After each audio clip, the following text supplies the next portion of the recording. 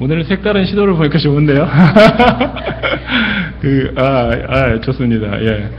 제가 시카고에 있을 때, 이제, 뭐, 흑인 교회, 아프리칸 아메리칸 교회를 시카고 온 지 얼마 안 돼서 한 달 정도 갔어서 차도 없었고, 그래서 동네 좀 큰 교회였는데, 거기는 뭐 찬양이 엄청나죠.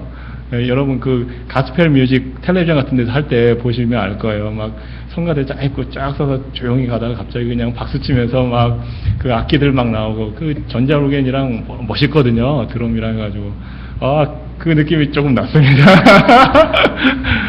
참 정말. 그리고 축하할 일입니다. 여러분 교회에 또 이렇게 목사님이 오시도록 결정이 돼서 참 그동안 여러분이 기도하면서 마음 졸이고 많이 이렇게 하나님의 뜻을 구한 줄로 아는데 또 이렇게 좋은 일을 하나님께서 주셔서 정말 감사한 일입니다. 감사한 일입니다.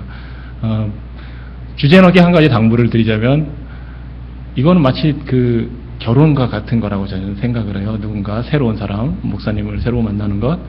그래서 뭐 결혼도 결혼하기 전에 여러 가지가 있겠죠. 아마 중매 결혼하신 분들도 있을 거고 이렇게 첫눈에 반해서 또 오래 사귀다가 결혼하신 분들도 있을 텐데, 이런 경우는 아마 중매에 의한 결혼이 아닐까, 새로운 목사님 맞이하는. 뭐 만남의 과정은 좀 다르지만, 두 사람이 만났을 때 가장 필요한 게 사랑이라는 건 뭐 여러분 잘 아실 테고요. 남녀 간의 사랑이고, 부부가 되기 위해서 만났다면, 정말 에로스의 사랑도 필요하고, 굉장히 중요한 요소겠지만, 무엇보다 필요한 게 아가페의 사랑. 그리고 정말 우정을 쌓아가면서 부족한 것을 서로 채워주려고, 이거는 이렇게 마음을 먹고 노력을 해야 되는 일이잖아요. 여러분 결혼 생활 하신 분들 잘 아시겠지만 처음에 안 보이던 콩깍지가 좀 벗겨지면서 꼭 그런 얘기 꼭 하죠. 한 사람은 양말 벗어서 이렇게 잘 빨래통에 넣어놓는데 한 사람은 잘 안 하고, 제가 어느 쪽인지는 말 안 하겠습니다. 참 사랑할 때는 안 보이던 것들이 보이는데 그럴 때 그걸 서로 덮어주고 이해해 주려고 노력하는 게 참 중요한데, 부부간에도 그렇고 근데 특히 새로운 목사님 오시면 아마 서로 그런 노력이 굉장히 필요할 거라고 생각을 합니다. 그래서 정말 더 사랑하기 위해서 노력하는 것, 그게 예수님 믿는 사람들이 당연히 해야 될 일 아니겠습니까? 이런 귀한 역사가 우리 한신교회 위에 넘치기를 간절히 소원합니다. 자, 오늘 읽은 시편 19장의 말씀, 제가 좀 한번 1절부터 좀 이렇게 읽어보도록 하겠습니다. 여러분 성경 갖고 계신 분은 시편 19장을 펴서 우리 함께 좀 1절부터 읽으면서 생각을 해보도록 하겠습니다. 시편 19장 1절입니다. 하늘이 하나님의 영광을 선포하고 궁창이 그 손으로 하신 일을 나타내는도다. 날은 날에게 말하고 밤은 밤에게 지식을 전하니 언어가 없고 들리는 소리도 없으나 그 소리가 온 땅에 통하고 그 말씀이 세계 끝까지 이르도다. 하나님이 해를 위하여 하늘에 장막을 베푸셨도다. 해는 그 방에서 나오는 신랑과 같고 그 길을 달리기 기뻐하는 장사 같아서 하늘 이 끝에서 나와서 하늘 저 끝까지 운행하며 그 운기에서 피하여 숨은 자 없도다. 여호와의 율법은 완전하여 영혼을 수성케 하고 여호와의 증거는 확실하여 우둔한 자로 지혜롭게 하며 여호와의 교훈은 정직하여 마음을 기쁘게 하고 여호와의 계명은 순결하여 눈을 밝게 하도다. 여호와를 경외하는 도는 정결하여 영혼까지 이루고 여호와의 규례는 확실하여 다 의로우니 금 곧 많은 정금보다 더 사모할 것이며 꿀과 송이꿀보다 더 달도다. 또 주의 종이 이로 경계를 받고 이를 지킴으로 상이 크니이다. 자기 허물을 능히 깨달을 자 누구리요? 나를 숨은 허물에서 벗어나게 하소서. 또 주의 종으로 고범죄를 짓지 말게 하사 그 죄가 나를 주장치 못하게 하소서. 그리하시면 내가 정직하여 큰 죄과에서 벗어나겠나이다. 나의 반석이시요 나의 구속자이신 여호와여, 내 입의 말과 마음의 묵상이 주의 앞에 연락되기를 원하나이다. 아멘. 누군가가 이런 이야기를 했습니다. 하나님의 말씀은 우리에게 하나님을 향한 열망을 불러일으키고 죄를 멀리하게 만든다. 하나님의 말씀은 우리 안에 하나님을 향한 열망을 불러일으키고 죄를 멀리하게 만든다. 참 이 시편에 딱 맞는 그 이야기라고 생각을 합니다.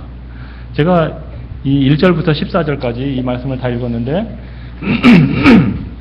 우리 성경이 벌써 100년도 전에 번역돼서 약간 어려운, 그리고 요즘에 쓰지 않는 그 어투가 많아서 제가 좀 쉽게, 우리말로 쉽게 돼 있는 쉬운 성경이라고 있습니다. 그거를 좀 한번 여러분과 읽으면서 같이 나누려고 합니다. 주제는 뭐 제가 좀 전에 말씀드린 대로 하나님의 말씀, 주의 말씀은 우리 안에 하나님을 향한 열망을 불러일으키고 죄를 멀리하게 만든다 하는 그 주제입니다. 하늘이 하나님의 영광을 선포하고 창궁은 주님의 솜씨를 알립니다. 낮은 낮에게 말하고 밤은 밤에게 아는 것을 알려줍니다. 언어가 없고 말하는 소리도 없고 들리는 소리도 없지만 그 소리들은 온 땅에 두루 퍼지고 땅 끝까지 퍼져나갑니다. 하나님이 해를 위하여 하늘에 장막을 치셨습니다. 해는 마치 신방에서 나오는 신랑 같고 씩씩하게 달리는 용사와도 같습니다. 해가 하늘 이 끝에서 나와 저 끝으로 돌아갑니다. 그 뜨거운 열기로부터 숨을 자가 없습니다. 참 정말 시적인 표현입니다. 다윗이 아마 어느 날 묵상을 하면서 이렇게 자연을 보고 하늘을 쳐다보고 하면서 이 시를 지은 것 같습니다. 정확하게 언제 어떻게 해서 이 시를 지었는지 모르지만 다윗의 시가 분명하고, 이스라엘 땅 다윗이 살던 곳 사막도 있고 광야도 있고 산도 있지만 특별히 지금 보니까 하늘을 바라보면서 그 하늘이 하나님의 영광을 나타낸다고 지금 고백을 하고 있습니다. 그리고 흥미로운 건 이 해를 막 결혼한 신랑의 비유에서 지금 묘사를 하고 있습니다. 글쎄요, 다윗이 아마 결혼을 하고 나서 이 시를 지었는지 아니면 어떤 결혼식을 장면을 보고서 이 시를 지었는지는 모르겠지만 시적으로 영어로 하면 뭐 지기법이라고 하죠. 그 시적 기법으로 하면 영어로 하면 시멀리라고 해서 신랑이 해와 같다, 이렇게 멋있는 시적인 표현을 합니다.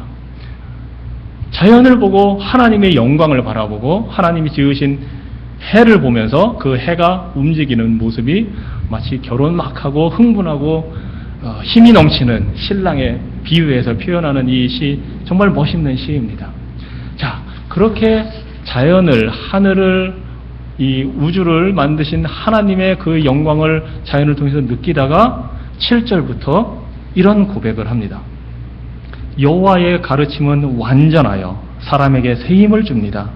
여호와의 법은 믿을 만하여 어리석은 사람을 지혜롭게 합니다.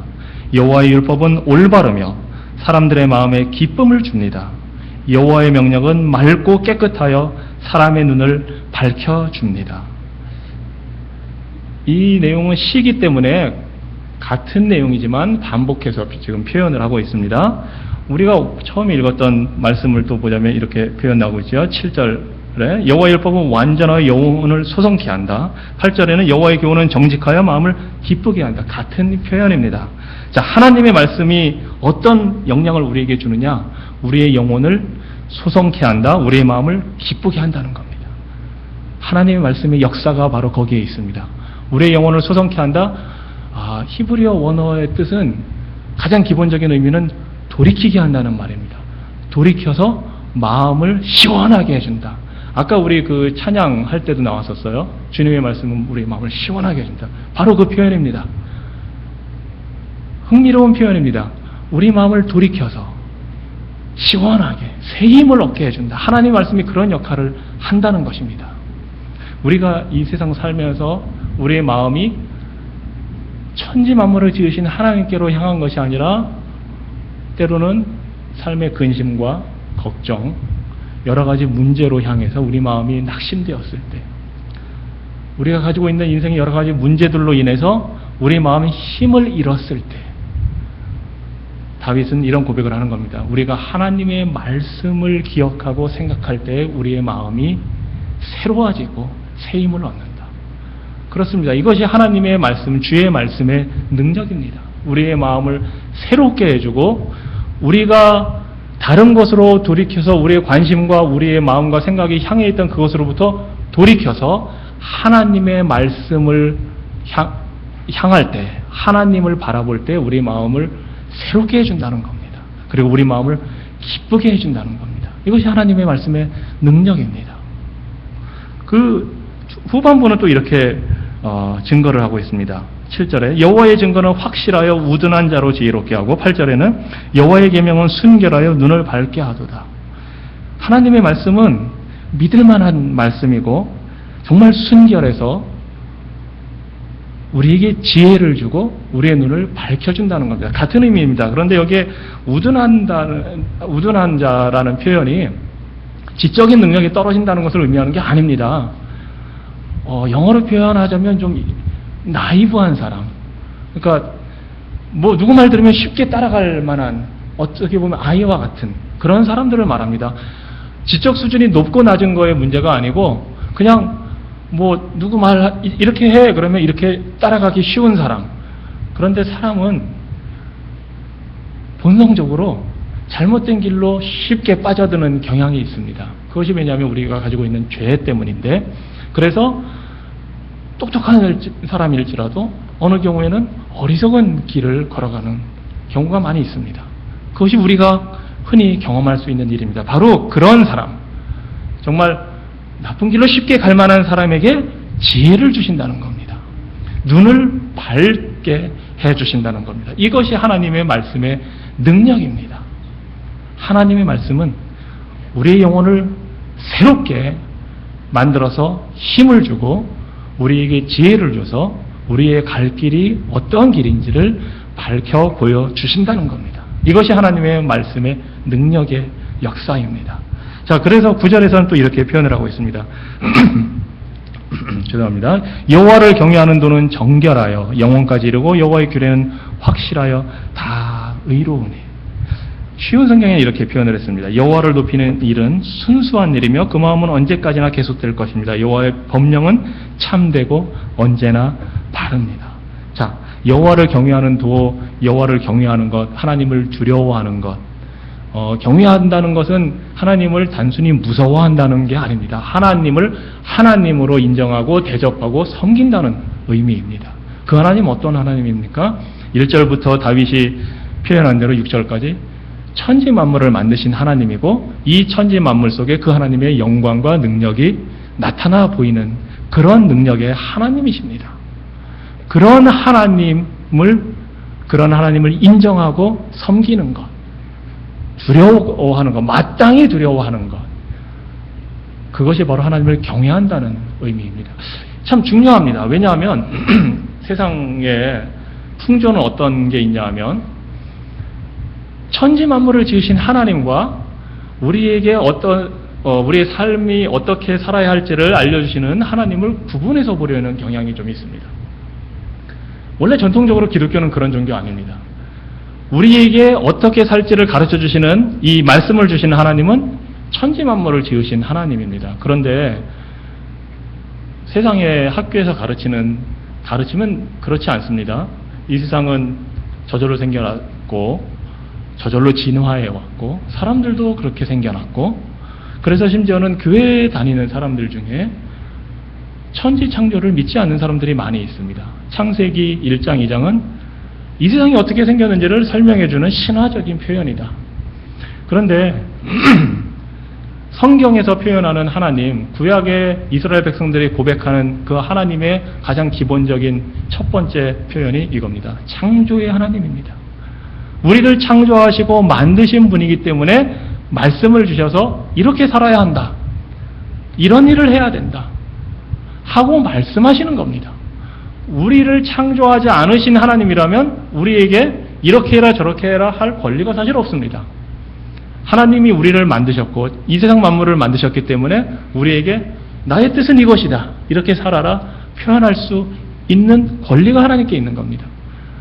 그런데 우리 자녀들이 학교에서 배우고 영향 받을 때는 그렇지 않다고 얘기를 많이 합니다. 그래서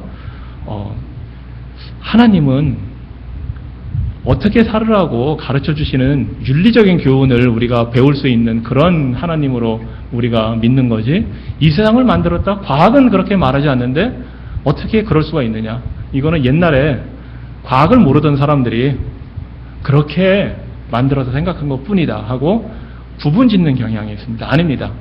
다윗이 고백한 대로 이 세상을 만드신 하나님이 그 영광 속에서 우리에게 말씀을 주셨습니다.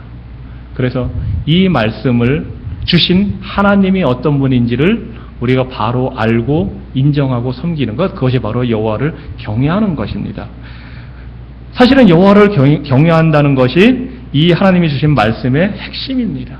하나님을 하나님으로 바로 알고 섬기는 것. 하나님의 말씀을 통해서 우리가 어떤 것을 배우게 되냐면 하나님이 어떤 분인지 우리가 알게 됩니다. 그리고 우리가 어떤 존재인지, 그 하나님 앞에서 어떤 존재인지를 말씀을 통해서 알게 됩니다. 자연 만물에 하나님의 능력과 영광과 지혜가 나타나 있지만 그 자연 만물이 이 세상에 있는 모든 것이 하나님이 어떤 분인지를 정확하게 다 알려주지는 못합니다. 그래서 하나님이 말씀을 주시는 겁니다. 이것을 신학적으로 표현하자면 일반 은총, 일반 계시, 말하자면 자연물에 나타나 있는 하나님의 모습을 알려주는 것을 일반적인 계시다 이렇게 표현을 하고, 말씀을 통해서 이렇게 알려주시는 것을 특별 계시, 특별 은총이라고 합니다. 이 두 가지가 다 우리에게 주어져 있는 거고, 특별히 이 특별하게 주신 이 말씀을 통해서 하나님이 어떤 분인지를 우리가 알게 되고 그 하나님을 섬기게 되는 것입니다. 그 여호와를 경외하는 도는 정결해서 영원까지 이른다. 여기서 정결하다는 단어가 보니까 구약 레위기나 이런 데 보면 어떤 짐승은 깨끗하고 어떤 짐승은 부정하다 이렇게 나눌 때 깨끗하다는 표시를 하는 그러한 단어입니다.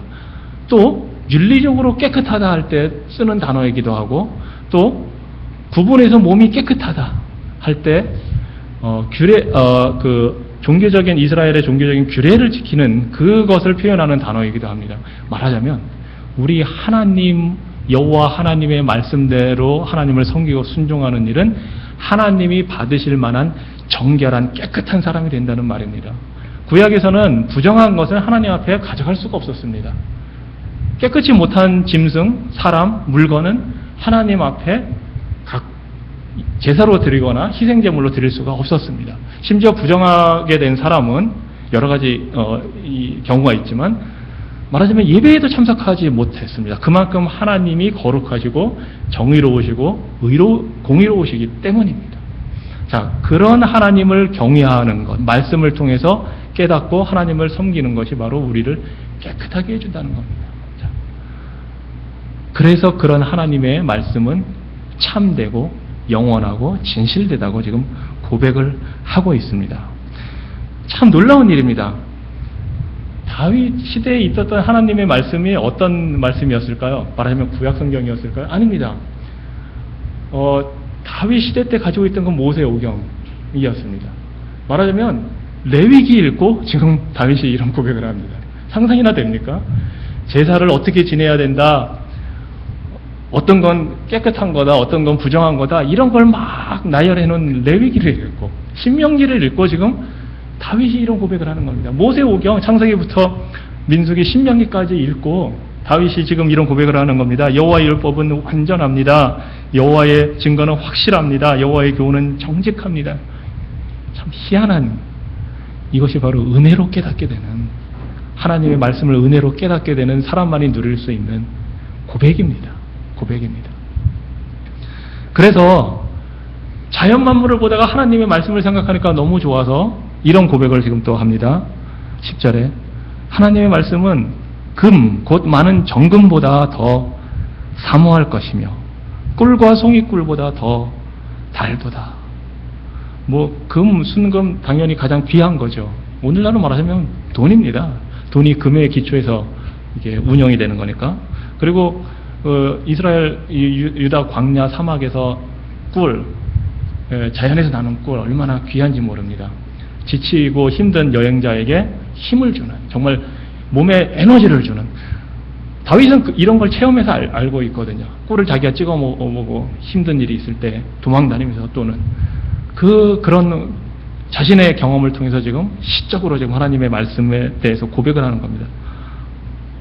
정금보다 더 내가 사랑할 만한 것이고 꿀보다 더 달도다. 자, 그러면서 이런 고백을 이제 12절부터 11절부터 합니다. 흥미로운 고백입니다. 또 주의 종이 이로 경계를 받고, 하나님의 말씀으로 경계를 받고 또 이를 지킴으로 상이 크니이다. 자기 허물을 등이 깨달을 자 누구리요? 나를 숨은 허물에서 벗어나게 하소서. 또 주의 종으로 고범죄를 짓지 말게 하사 그 죄가 나를 주장치 못하게 하소서. 하나님이 만드신 자연의 그 자연 속에 나타난 하나님의 영광된 모습을 바라보고 하나님의 말씀을 묵상하면서 깨닫게 되는 자신의 모습이 바로 죄의 문제입니다. 죄의 문제입니다. 하나님의 말씀을 통해서 하나님이 어떤 분인지를 깨달으면서 자기 자신이 그 하나님 앞에서 어떤 존재인가를 지금 깨닫게 되는데 바로 죄인이라는 사실입니다. 굉장히 이 시가 처음엔 멋있고 자연의 목가적이면서 낭만적인 시로 시작했는데 점점 묵상이 진행될수록 인간인 내 모습이 하나님 앞에서 어떤 존재인가를 지금 고백을 하고 있는 겁니다. 글쎄요, 제가 뭐 시를 아주 많이 읽어보진 않았지만 그래도 어릴 때부터 학교에서도 배우고 요즘에도 이제 아이들이랑 집에서 그 시를 같이 좀 읽고 그러는데 자연을 노래하고 사랑을 노래하는 시를 어느 시인이 쓰다가 아, 내가 죄인이구나 하는 고백을 하는 시는 제가 아직 못 만나봤습니다. 삶이 힘들고 어렵고 그런 일을 묘사하다가 좀 인간에게 왜 이런 문제가 있지 고민하는 시는 봤어도 자연의 아름다움을 노래하다가 하나님을 발견하고서 내가 죄인이구나 깨닫는 시는 아직은 제가 만나보지 못했습니다. 그런데 이것이 하나님의 말씀에 주시는 교훈입니다. 하나님의 말씀을 대할 때에 우리가 죄인임을 깨닫는 것, 이것이 하나님의 말씀의 능력입니다. 우리의 영혼을 소성케 하고 우리에게 지혜를 주는 이 하나님의 말씀이 우리가 어떤 존재인지를 보게 해줍니다. 죄인이라는 사실입니다. 그런데 특별히 두 가지 죄를 지금 이 다윗이 이야기를 하고 있습니다. 12절 보면 제가 좀 쉬운 성경으로 읽어봅니다. 누가 자신의 잘못을 낱낱이 깨달을 수 있겠습니까?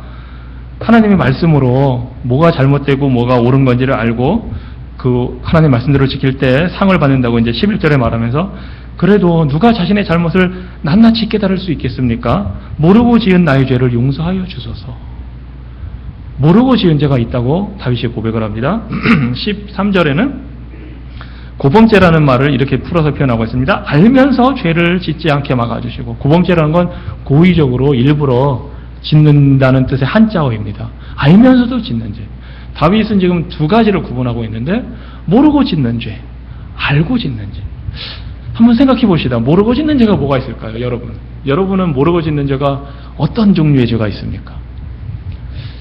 기본적으로 이상의 하나님을 모르는 사람들이라 할지라도 나쁜 게 무엇인지, 죄가 무엇인지는 알고 있습니다. 문화권마다 차이는 있지만 죄가 무엇인지는 알고 있는데 과연 모르게 짓는 죄가 뭘까? 제가 좀 고민을 해봤습니다.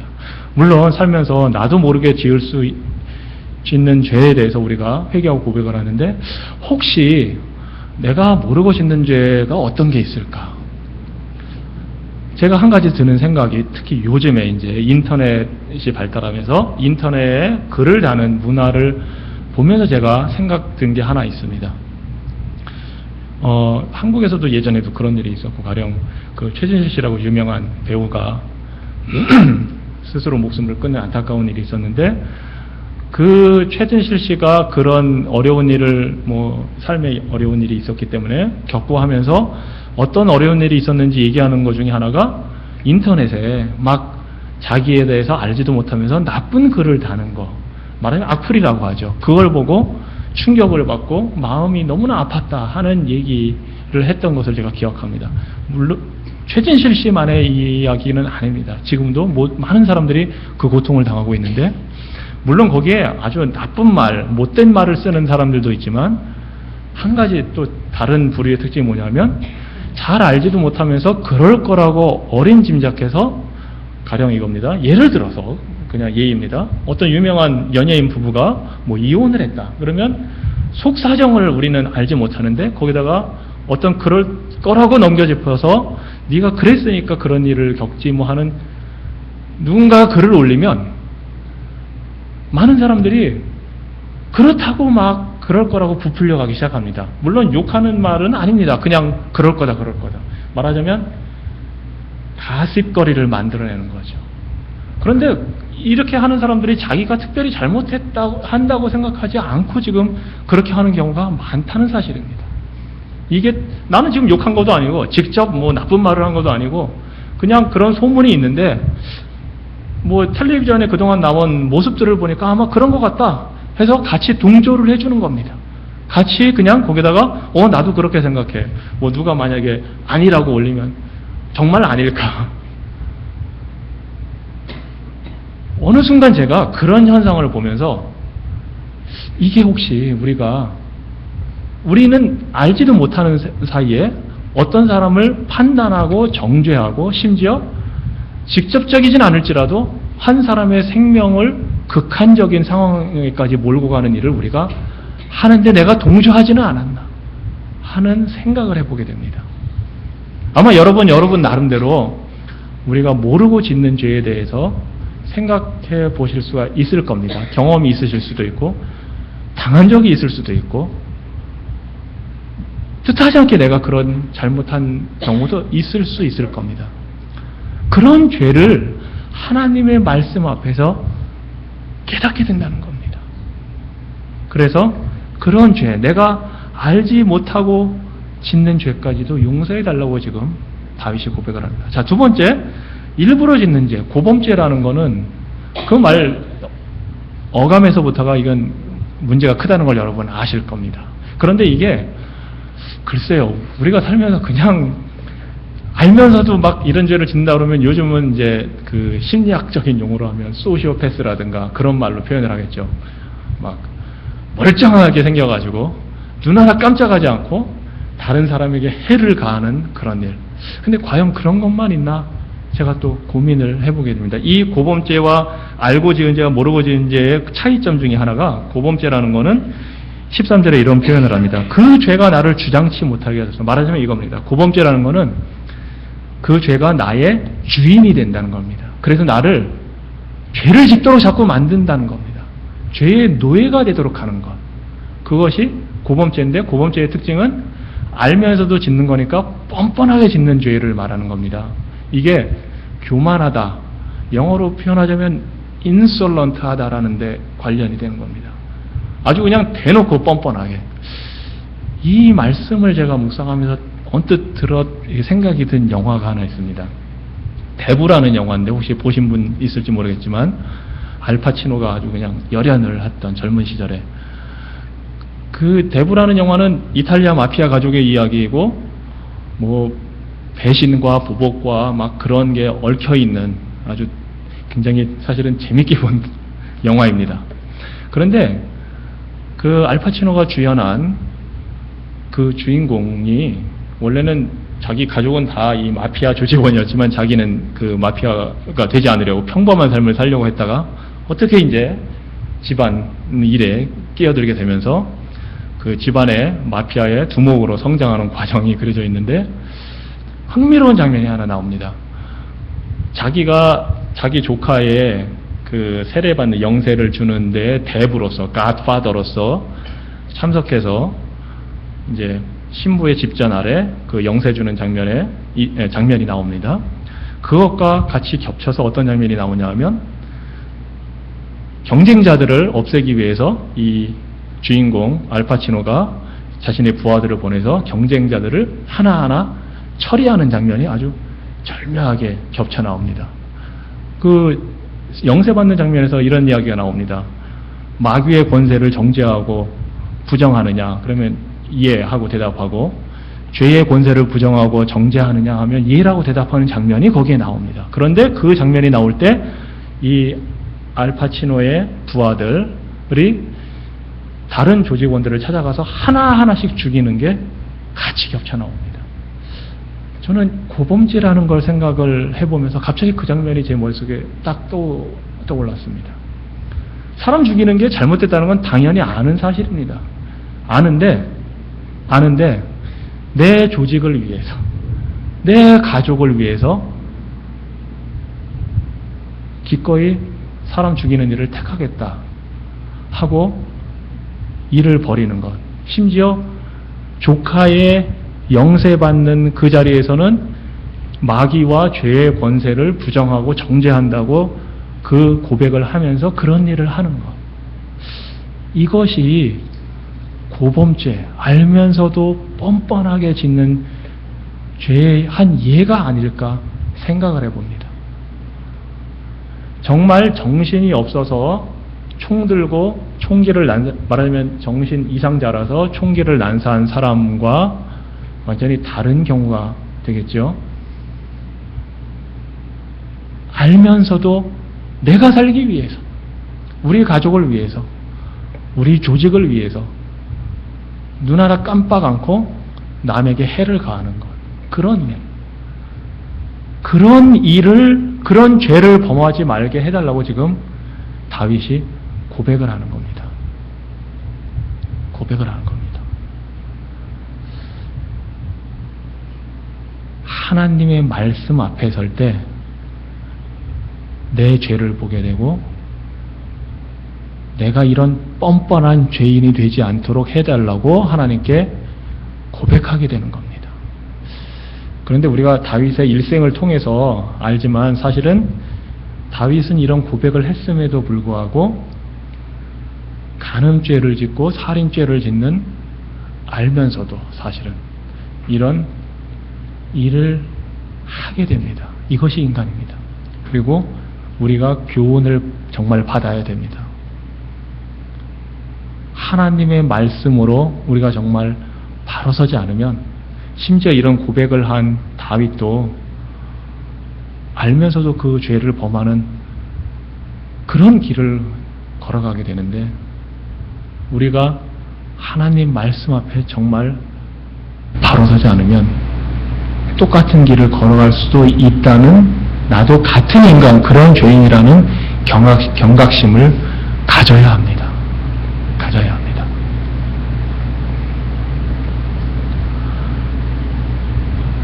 하나님 말씀은 우리 안에 하나님을 향한 열망을 불러일으킵니다. 그리고 죄를 멀리하게 합니다. 이 하나님의 말씀의 능력이 우리 성도님들 여러분 각각 개인의 삶에 역사하기를 간절히 소원합니다. 그리고 그 하나님의 말씀으로 여러분들이 새 힘을 얻고 지혜를 얻어서 내가 하나님 앞에서 어떤 존재인가를 깨닫고 실수로 짓는 죄, 알면서도 짓는 죄가 없도록 하나님 앞에서 항상 깨어있는 그런 성도님들 되시기를 간절히 소원합니다. 그래서 우리가 말씀을 정말 잘 읽어야 합니다. 읽고 또 공부해야 합니다. 마지막으로 좀 실용적인 팁을 좀 여러분께 드리려고 합니다. 우리가 말씀을 읽어야 된다는 사실을 잘 알고 있으니까 성경 읽는 것 쉽지만은 않습니다. 이렇게 두꺼운데 이거를 어떻게 이렇게 두꺼운 성경책 하나 다 읽기 정말 쉽지 않습니다. 그래도 여러분 아시지만 성경이 66권으로 되어 있다는 사실을 잘 아실 겁니다.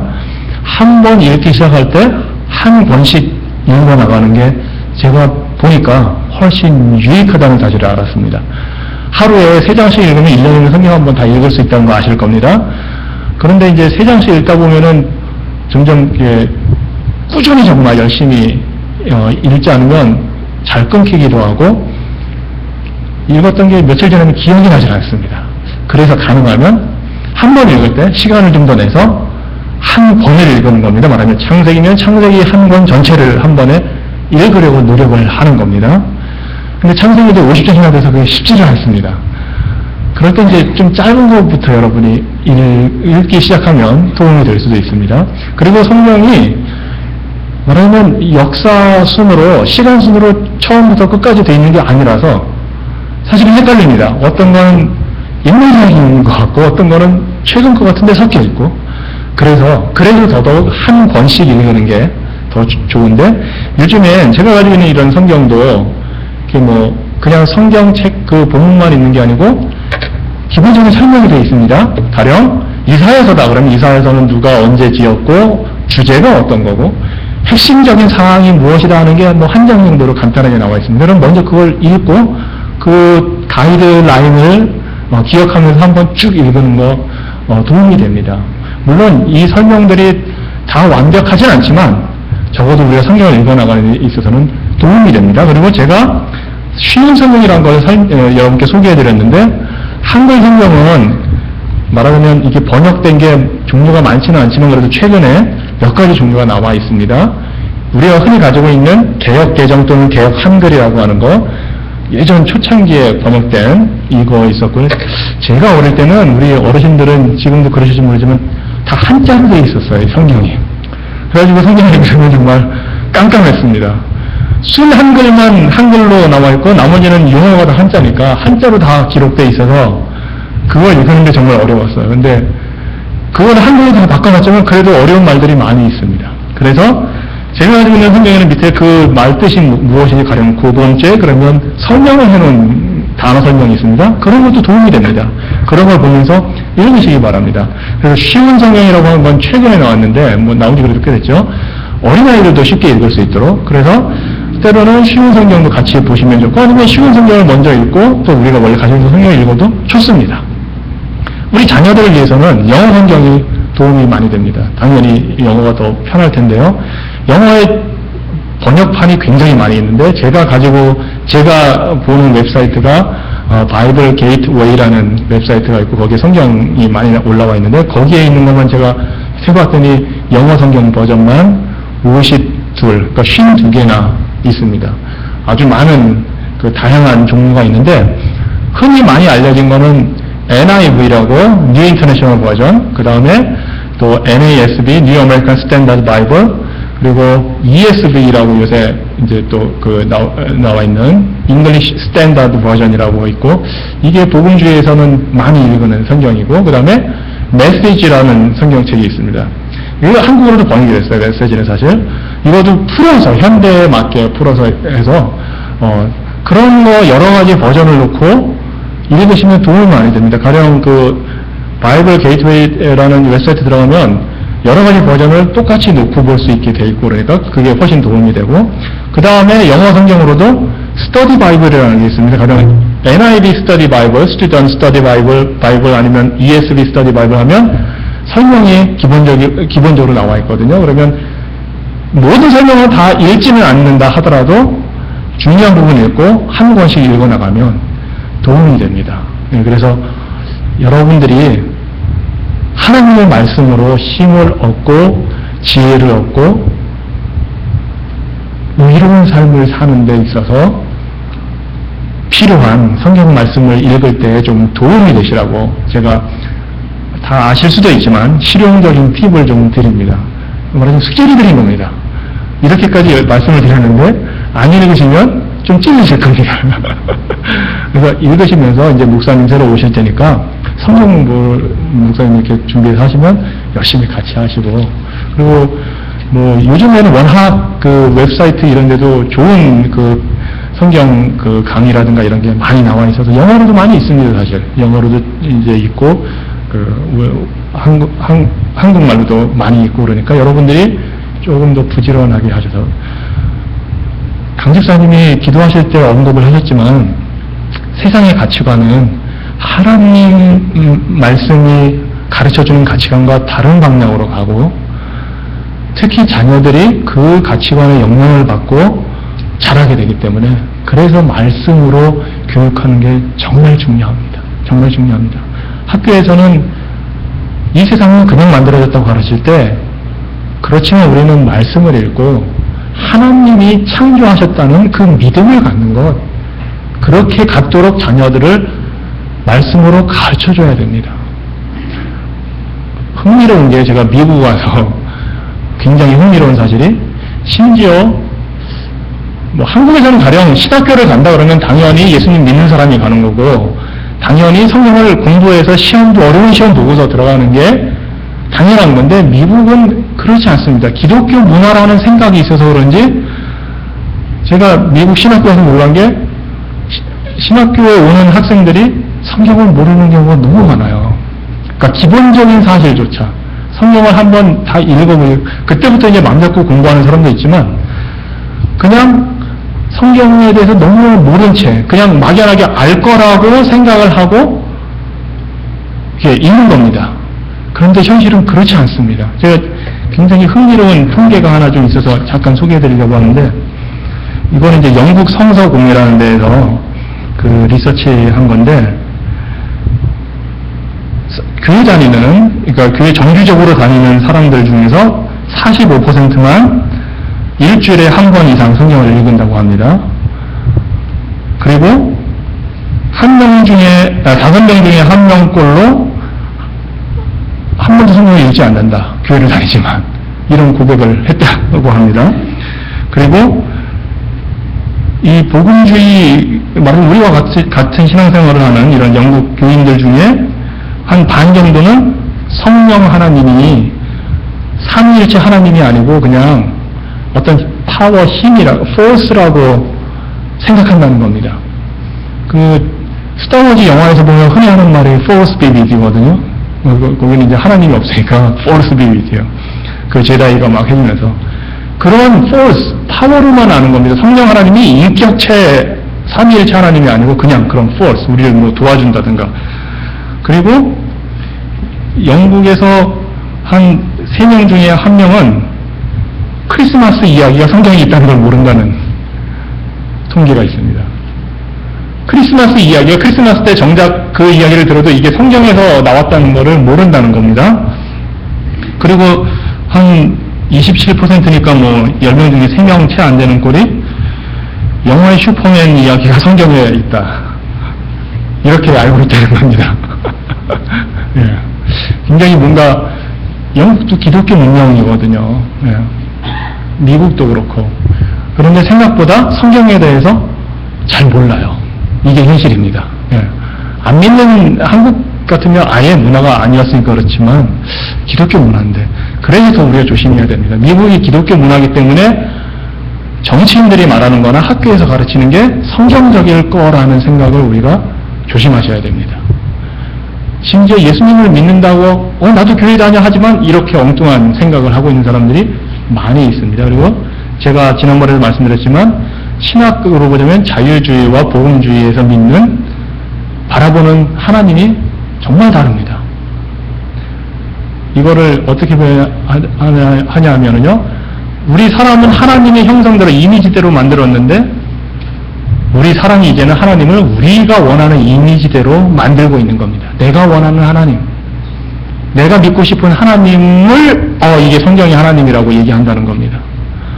한국 같은 경우에는 가장 크게 문제가 됐던 게 기복신앙적인 하나님, 말하자면 내가 힘들고 어려울 때 나를 도와주고 복주고 내가 원하는 걸 해주는 하나님을 성경의 하나님이라고 말하자면 오해를 많이 했다면 그런 현상이 미국에도 똑같이 있는 겁니다.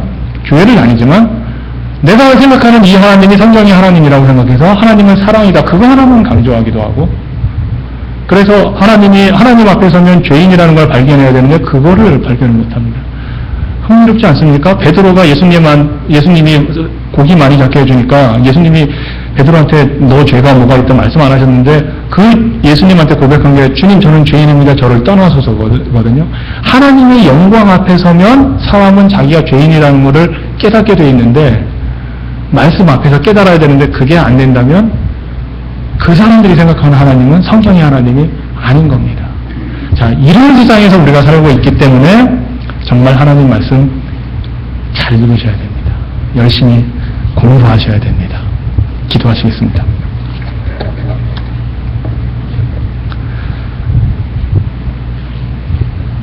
천지의 만물의 주제자이시며 진리와 능력으로 온 땅을 다스리시는 하나님, 그 하나님께서 친히 말씀이 육신되어 이 땅에 오셔서 우리의 눈과 귀를 밝혀주시고 진리이신 그 말씀 예수 그리스도를 바라보게 하시고 믿게 하시니 감사합니다. 하나님의 말씀은 우리 안에 하나님을 향한 열망을 불러일으키게 하고 죄를 멀리하게 한다는 사실을 우리가 기억합니다. 그 말씀, 우리가 바라보고 읽고 공부하며 하나님이 원하시는 뜻대로 사는 주의 백성들 되기 원합니다.